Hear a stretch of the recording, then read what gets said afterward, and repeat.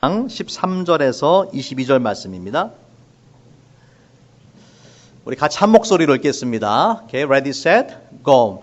유대인의 유월절이 가까운지라 예수께서 예루살렘으로 올라가셨더니 성전 안에서 소와 양과 비둘기 파는 사람들과 돈 바꾸는 사람들이 앉아있는 것을 보시고 노끈으로 채찍을 만드사 양이나 소를 다 성전에서 내쫓으시고 돈 바꾸는 사람들의 돈을 쏟으시며 상을 엎으시고 비둘기 파는 사람들에게 이르시되 이것을 여기서 가져가라. 내 아버지의 집으로 장사하는 집을 만들지 말라 하시니 제자들이 성경 말씀에 주의 전을 사모하는 열심이 나를 삼키리라 한 것을 기억하더라.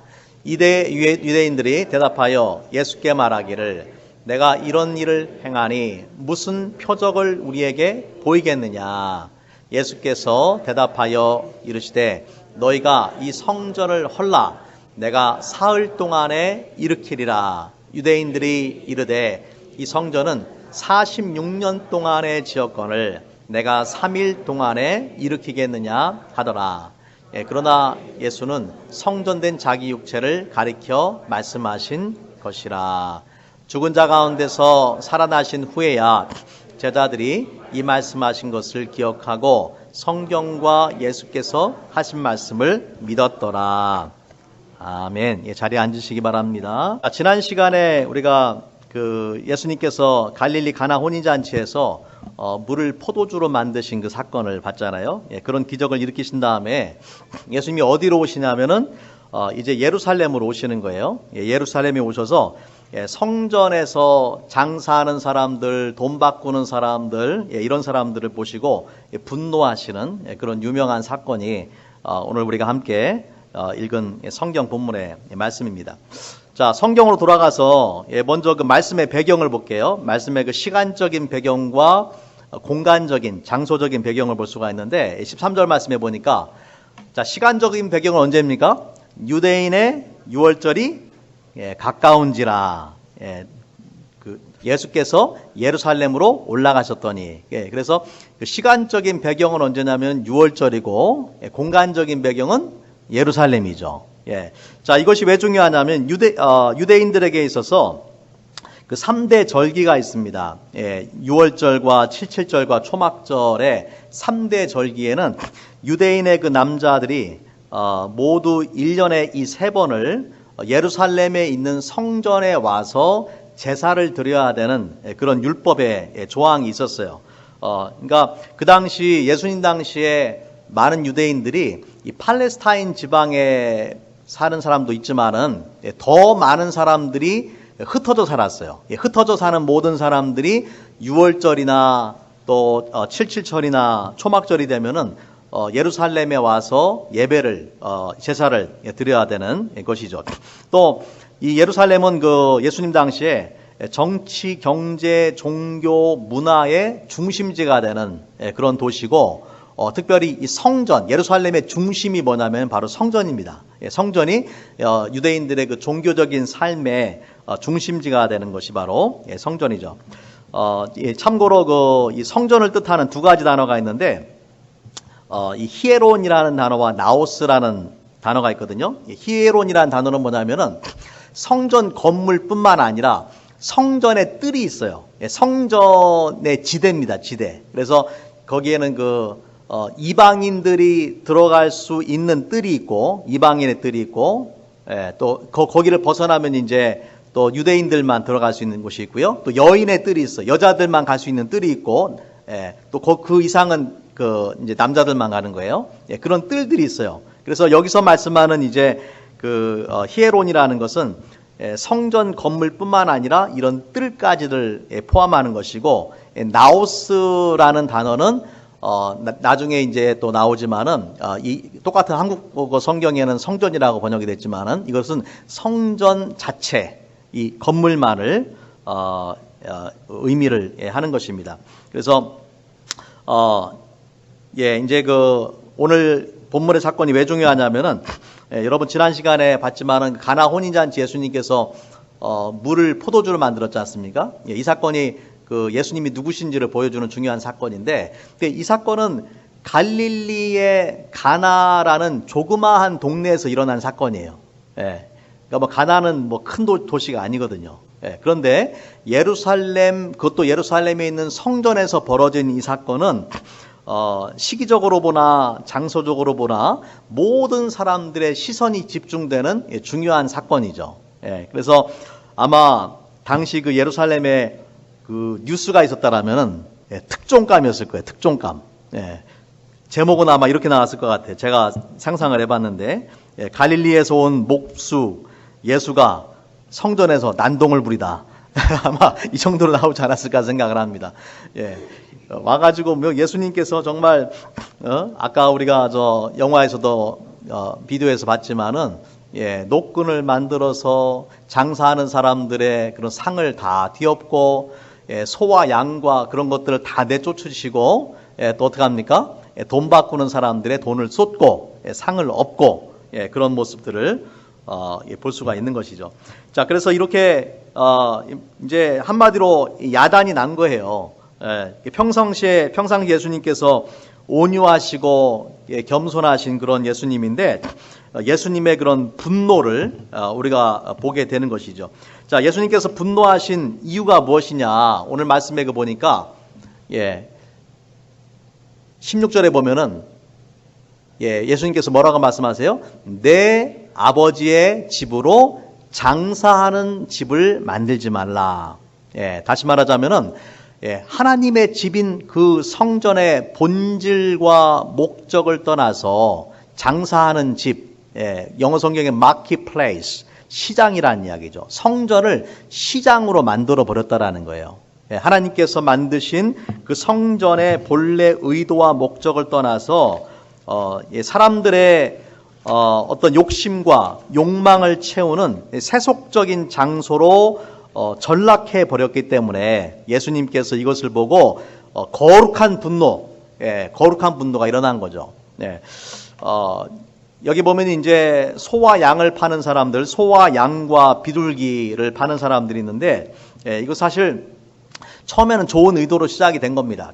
순례자들이 먼 길을 오면서 이 재물을 가지고 와야 되는데 소나 양과 비둘기 이런 것들을 이제 왜 이런 다양한 종류가 있냐면 자신의 경제적인 형편에 따라서 다른 재물을 드리게 돼 있거든요.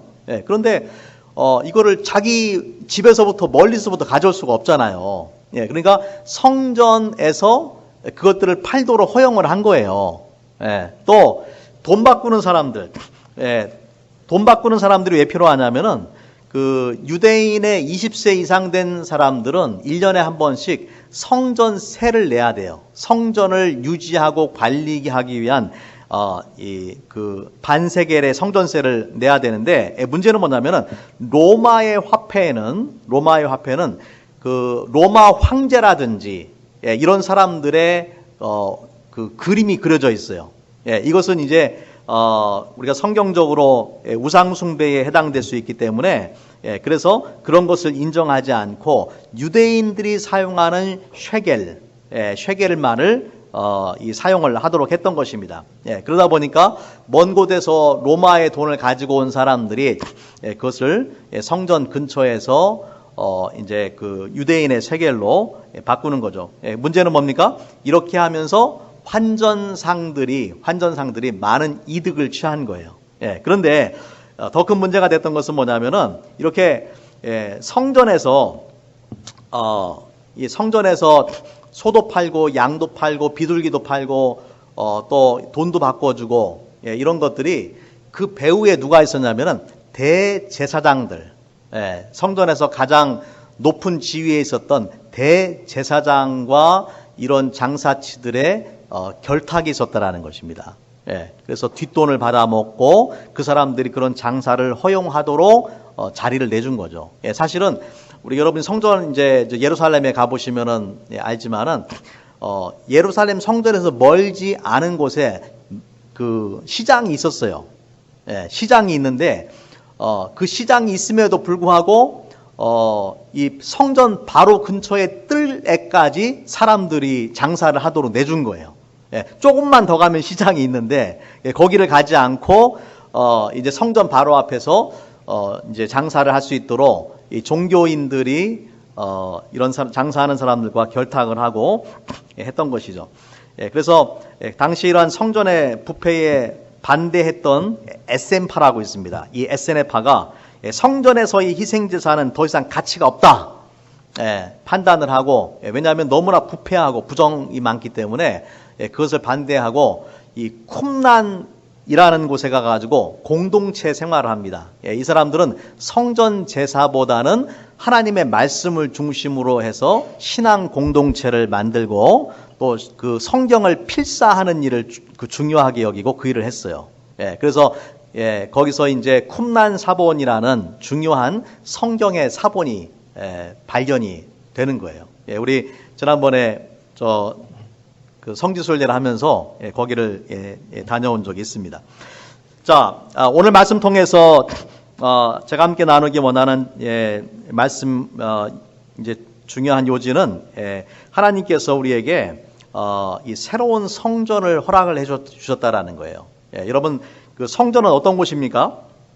성전은 하나님의 임재가 있는 곳이고 또 죄인된 인간이 하나님을 만나는 곳이고 죄사함을 받기 위한 그 제사를 드리는 곳이 성전이잖아요.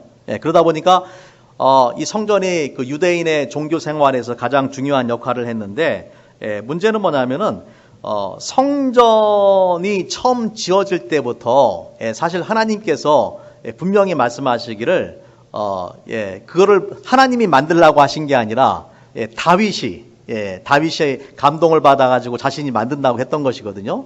그런데 하나님은 무소부재하신 하나님이시기 때문에 성전 안에 하나님을 가두어둘 수가 없는 거죠. 근데 이제 그 성전이 만들어지면서 어떤 현상들이 일어나게 되냐면은 마치 하나님은 성전에만 계신 하나님처럼 돼버린 거예요. 그러다 보니까 유대인들이 하나님 앞에 제사를 드리고 하는 것은 거룩하게 진행할지 모르지만 자신의 일상의 삶과 신앙이 완전히 분리가 돼버리는 거예요. 오늘날로 치자면은 교회에 올 때는 거룩한 신자가 되는데 교회를 떠나서는 세상 사람들하고 전혀 다를 바가 없이 그렇게 사는 것이죠. 영어에 보면 그런 표현이 있습니다. Sunday Saints라는 말이 있어요. Sunday Saints, 주일 성자. 주일만 성자처럼 살아가는 사람들. 그래서 Sunday Saints라는 말이 어떤 의미로 또 사용되냐면은 뭡니까 비꼬는 말로, 이중인격자 뭐 이런 식으로 비꼬는 말로 사용되는 단어가 표현이 이 Sunday Saints입니다. 자, 예수님께서 오늘 말씀의 그 18절 같이 한번 보겠습니다. 18절에 보니까 이렇게 말씀을 하셨어요. 이에 유대인들이 대답하여 예수께 말하기를 내가 이런 일을 행하니 무슨 표적을 우리에게 보이겠느냐. 다시 말하자면은 네가 도대체 누군데 네가 도대체 누군데 와가지고 이렇게 난동을 부리느냐라고 그렇게 이제 물은 것이죠. 그때 예수님께서 뭐라고 대답하십니까? 너희가 이 성전을 헐라 내가 사흘 동안 일으키리라. 사흘 동안 일으키리라라고 그 말씀을 하셨어요.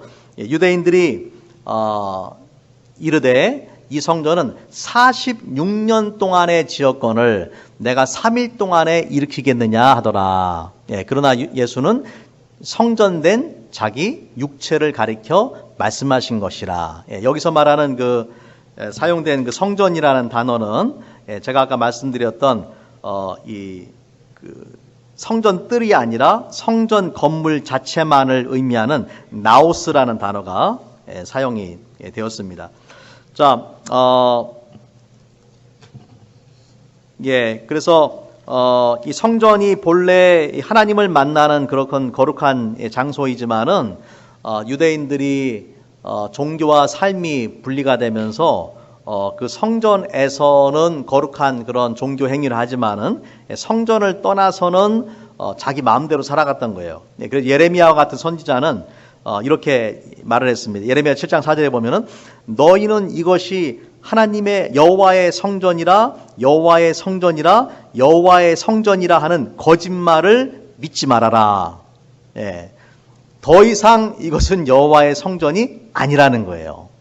왜냐하면은 너무도 많은 사람들이 하나님을 떠난 삶을 살아가고 또 심지어는 그 하나님의 성전 안에 우상까지 들어놓는 그런 죄를 범했기 때문에 거기에 하나님이 더 이상 거하시지 않는다라고 그렇게 이야기를 했습니다.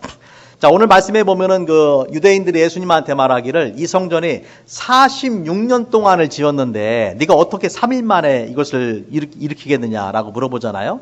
우리가 그 성전에 대한 좀 역사적인 배경을 알아야 되는데 예수님 당시의 그 성전은 그 헤롯 대왕이 건축을 하고 있었던 아주 웅장한 건물이에요. 처음 성전은 누가 졌습니까? 솔로몬이 졌죠. 솔로몬이 졌는데 나중에 이 바벨론에 의해 가지고 완전히 무너지게 됩니다. 그리고 나서 나중에 바벨론에 있던 그 포로들이 예루살렘에 다시 귀환을 해서 돌아와서 지었던 것이 수룹바벨 성전이에요. 수룹바벨 성전은 솔로몬 성전에 비해서 너무나 초라하고 보잘것없는 그런 성전이었어요. 그런데 이 헤롯이 유대 땅의 왕이 되면서 사람들의 민심을 사기 위해서 내가 그 수룹바벨 성전을 무너뜨리고 큰 성전을 지어주겠다라고 그렇게 약속을 합니다. 왜냐하면은 헤롯은 본래 유대인이 아니거든요. 유대인이 아니라 이두메인, 이방인이었어요. 그러니까 이방인으로서 유대인들이 많은 그 유대 땅을 지배하려고 하다 보니까 유대인들의 환심을 사야 됐어요. 그래서 내건 이 약속이 뭐냐면은 이 성전을 허물고 내가 큰 성전을 짓겠다라고 해서 성전을 건축을 하기 시작했는데 여러분 그 헤롯은요 엄청나게 많은 건축을 했어요.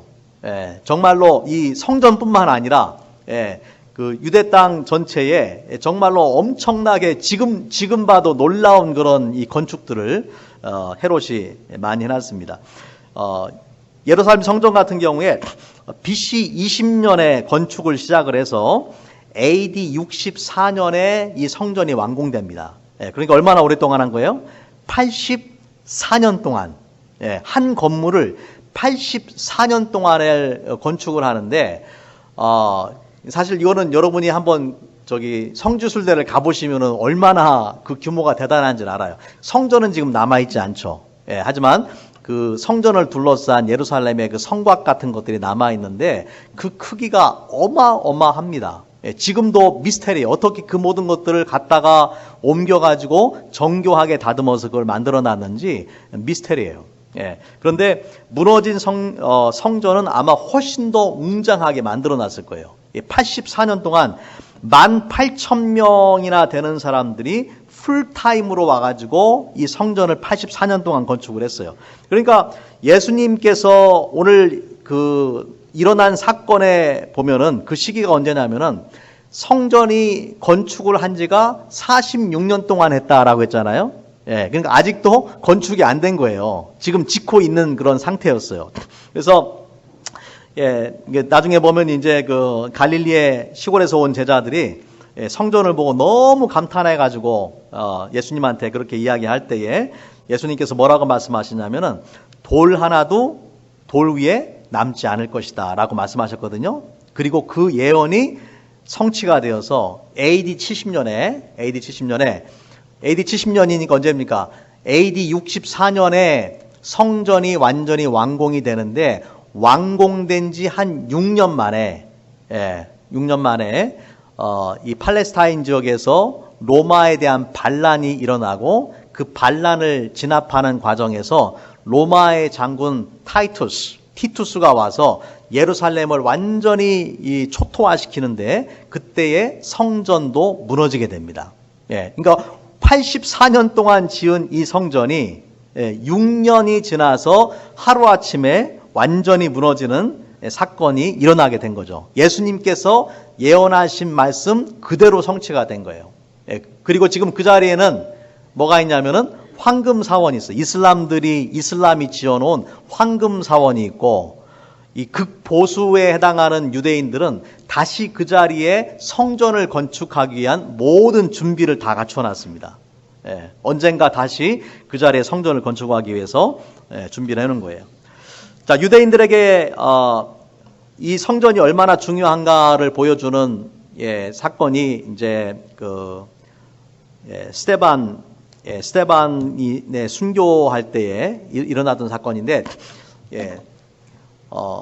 스데반 집사가 이제 순교하기 전에 마지막 설교를 하면서 이렇게 이야기하죠. 그러나 지극히 높으신 이는 손으로 지은 곳에 계시지 아니하시나니, 선지자가 말한 바 주께서 이르시되 하늘은 나의 보좌하여 땅은 나의 발등상이니 너희가 나를 위하여 무슨 집을 짓겠으며 나의 안식할 처소가 어디냐, 이 모든 것이 다 내 손으로 지은 것이 아니냐 함과 같으니라. 스데반이 이사야 선지자의 그 말씀을 인용을 해서 하나님의 보좌는, 하늘이 하나님의 보좌고 땅이 하나님의 발등상이다. 다시 말하자면 인간이 지어놓은 건물 안에 하나님을 가두어 놓을 수가 없다라는 것이죠. 그런데 마치 그 유대인들은 사람이 손으로 지은 그 건물 안에 마치 거기에만 하나님이 계신 것처럼 그렇게 생각을 했던 것입니다. 스데반 집사는 이 설교를 하고 돌에 맞아서 죽습니다. 그만큼 유대인들에게는 이 성전이 중요한 상징적인 의미를 가지고 있는데, 스데반 집사가 성전을 모독한, 그들의 입장에서 보자면은 성전을 모독한 그런 죄를 범한 것이죠. 자, 오늘 말씀으로 돌아가서 19절 말씀에 예수님께서 이렇게 말씀하셨어요. 너희가 이 성전을 헐어라, 무너뜨려라. 내가 사흘 만에 다시 짓겠다. 이 사건은 이제 21절에도 나오지만은 예수는 성전된 자기 육체를 가리켜 말씀하신 것이라. 예수님께서 나중에 죽으시고 3일 만에 장사되는 부활하시는 그 사건을 미리 예표로 말씀해 주신 것이죠. 다시 말하자면은 인간이 하나님을 만나고 하나님을 예배하는 자리가 성전이 아니라 바로 예수님이다라는 것을 말씀해 주시는 거예요. 성전에만 와야 하나님을 만날 수 있다라고, 또 죄사함을 받을 수 있다라고 생각했던 사람들에게 예수님께서 나를 통해서만 너희가 죄사함 받고 하나님을 만날 수 있다라고 말씀을 해주신 거예요. 죄인된 인간이 하나님을 만나는 자리가 더 이상 사람의 손으로 지어놓은 건물이 아니라 바로 예수님이다라는 것을 말씀을 해주시고 계신 것이죠. 그래서 우리가 잘 아는 것처럼 요한복음 14장 6절 말씀에 보면은 예수님께서 내가 가라사대 내가 곧 길이요 진리요 생명이니 나로 말미암지 않고는 아버지께로 올 자가 없느니라. 그렇게 말씀을 해주셨죠. 또 우리가 요한복음 4장 말씀에 가면은 사마리아 여인과 만나서 대화를 하면서 사마리아 여인이 그 예배를 드리는 장소에 대해서 사마리아 땅에서 예배를 드려야 됩니까? 예루살렘 성전에서 예배를 드려야 됩니까? 그렇게 이야기할 때에 예수님께서 뭐라고 말씀하시냐면은 아버지께 참으로 예배하는 자들은, 요한복음 4장 23절입니다. 아버지께 참으로 예배하는 자들은 신령과 진정으로 예배할 때가 오나니 곧 이때라. 아버지께서 이렇게 자기에게 예배하는 자들을 찾으시느니라. 더 이상 장소의 문제가 아니라 때가 있다. 하나님 앞에 영과 진리로 예배하는 때가 온다. 그때가 바로 지금이다라고 말씀하셨어요. 그 이야기는 뭐냐면은 바로 예수님을 통해서 새로운 성전의 시대가 열렸다라는 것입니다. 그것은 사람이 만들어 놓은 성전이 아니라 예수님께서 바로 성전이 되신다. 여러분, 이 사건이 중요한 이유가 있습니다. 우리가 요한복음 전체를 보면서 뭐를 봐야 되냐면은 예수님이 누구신지를 발견을 해야 돼요. 지난 시간에 우리 가나 혼인잔치에서 예수님께서 정결 의식을 하기 위한 물이 변해서 뭐가 되게 하셨어요? 포도주가 되게 하셨죠. 이것이 어떤 상징적인 의미를 가지고 있다고 하겠어요? 유대인들이 생각하는 정결 의식, 그것을 통해서 그들이 정말 깨끗해지는 게 아니라 포도주가 상징하는 게 뭐예요? 예수님의 피, 예수님이 흘리실 보혈. 그러니까 유대인의 율법에 의해서 그들이 정결해지는 것이 아니라 예수님의 보혈로만 정결해진다라는 것을 보여주는 상징적인 사건이거든요. 그런데 오늘 우리가 함께 읽은 말씀도 마찬가지 맥락에서 생각을 할 수가 있습니다.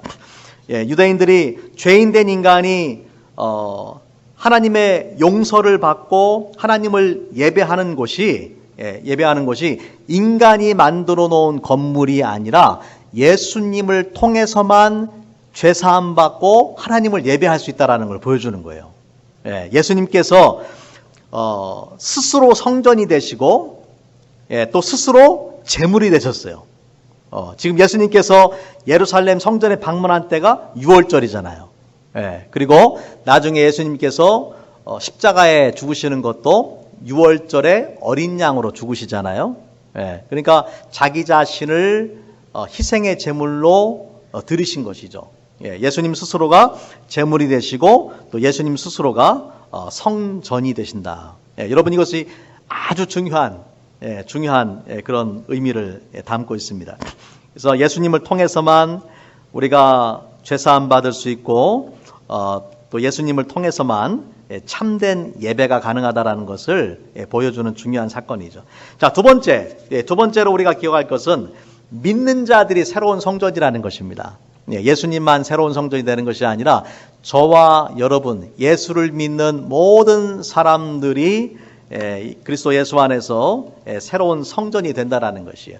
자, 우리 고린도 전서 말씀을 같이 한번 읽기를 원합니다.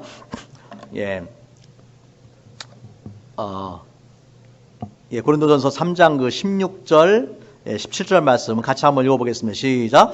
너희가 하나님의 성전인 것과 하나님의 성령이 너희 안에 거하시는 것을 알지 못하느냐.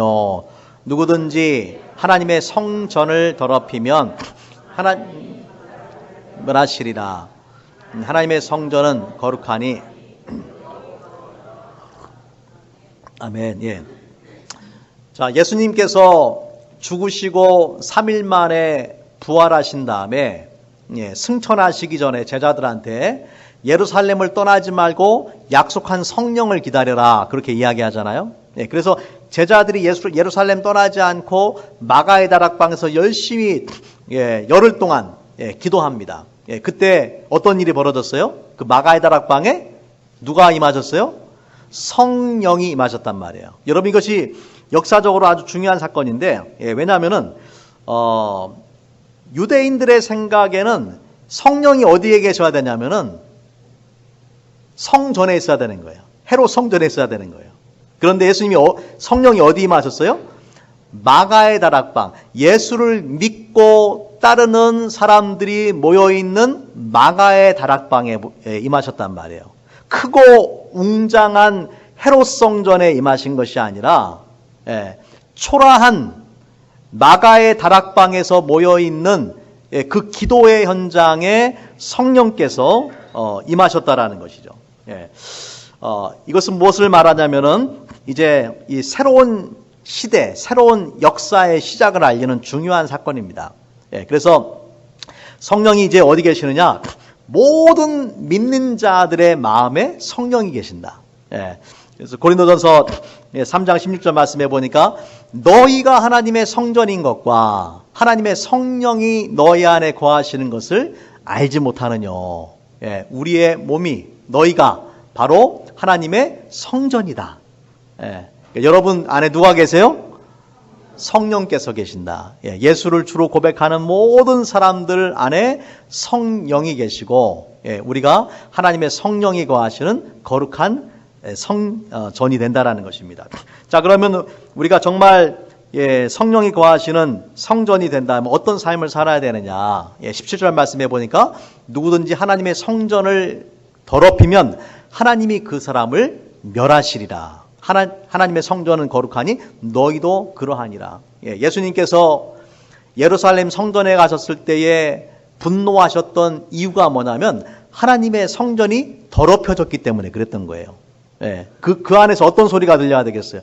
하나님의 말씀을 읽는 소리, 찬양하고 경배하는 소리, 기도하는 소리가 들려야 되는데 그런 소리가 안 들리고 여기저기서 막 짐승 우는 소리 들리고 이거 사라는 막 사람들의 호객행위가 들리고 동전 바꿔주는 사람들의 쨍그렁거리는 소리가 들리고 그것이 이 예수님을 분노하게 하신 거잖아요.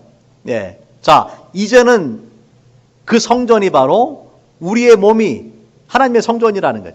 그럼 어떻게 되겠습니까?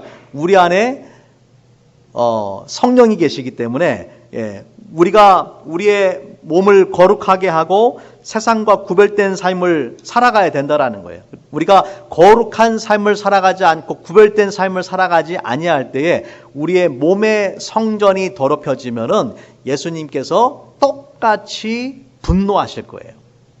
여러분, 그래서 우리의 마음속에 예루살렘 성전에 있었던 장사꾼들의 소리들, 인간의 욕심과 욕망으로 가득한 것이 아니라 우리 안에 하나님을 찬양하고 경배하고 말씀을 사모하고 성령의 음성에 귀를 기울이고 믿음으로 순종하는 삶을 살아야 될 줄로 믿습니다.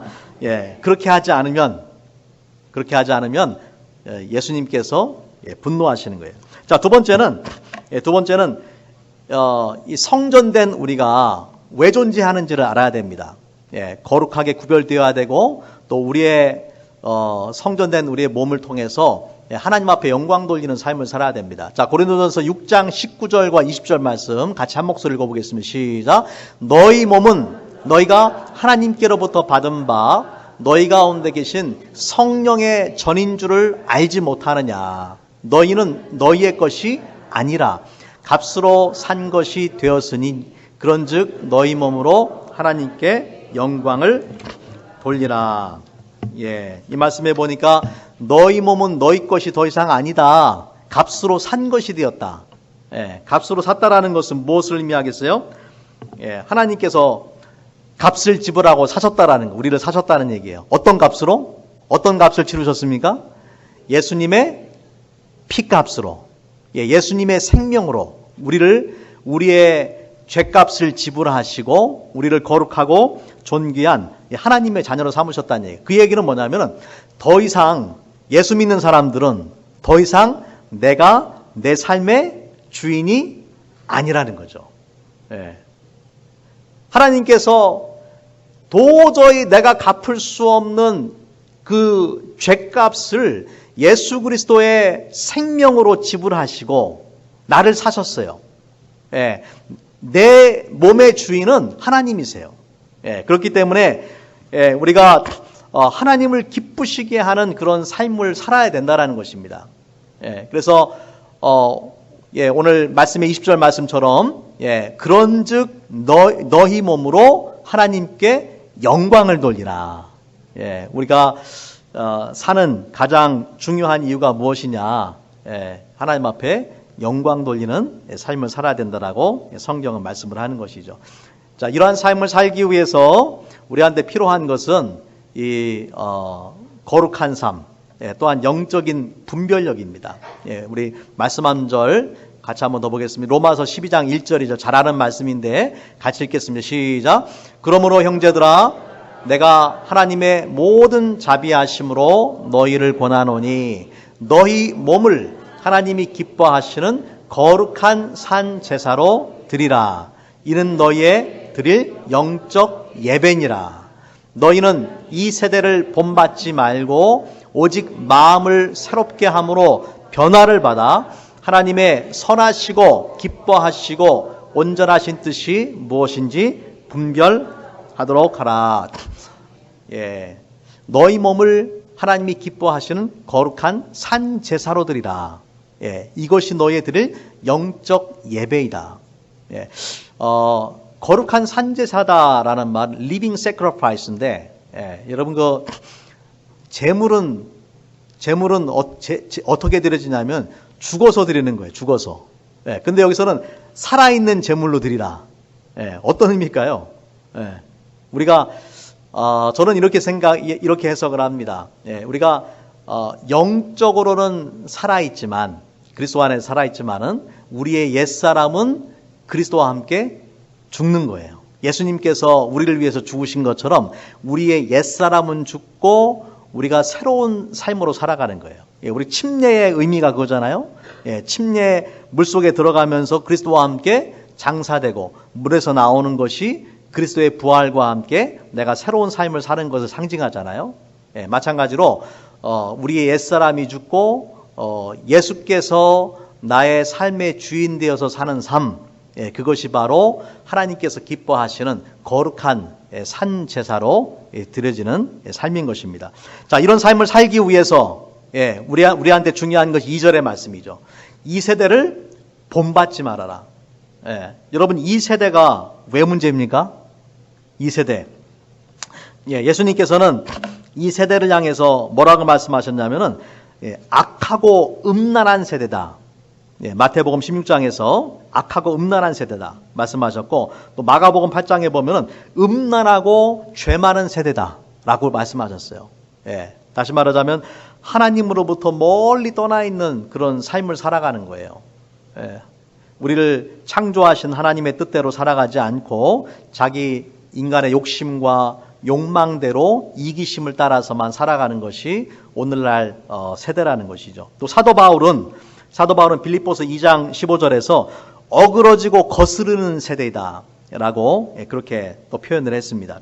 그래서 우리가 그리스도인으로서 하나님의 거룩한 자녀로서 세상 속에서 자기 자신을 더럽히지 않고 구별된 삶을 살아간다라는 것은 저절로 이루어질 수가 없어요. 우리가 이 땅에 살아가는데 어떻게 이 땅에 영향을 받지 않겠습니까? 그렇기 때문에 그리스도인들은 정신을 바짝 차리고 살아야 돼요.